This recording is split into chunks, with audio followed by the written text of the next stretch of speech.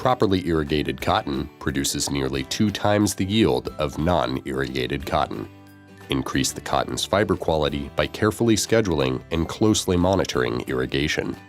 The buyers like good fiber quality where the mic's not very high or very low. They like a normal strength in the staple.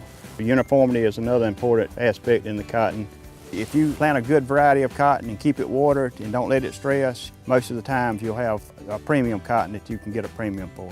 Determining the precise amount of irrigation depends on rainfall, texture, and water holding capacity of the soil. A lot depends on the soil. If you got sandier soil that takes more water, we'll put a ½ inch at the time and do it, every other day. Loamy or Tifton soil doesn't require quite as much water, so you don't have to water it quite as much.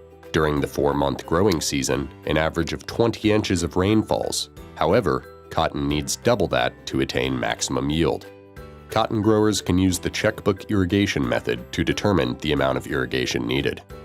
This process uses evapotranspiration, the amount of water released from the plant and evaporated by the soil.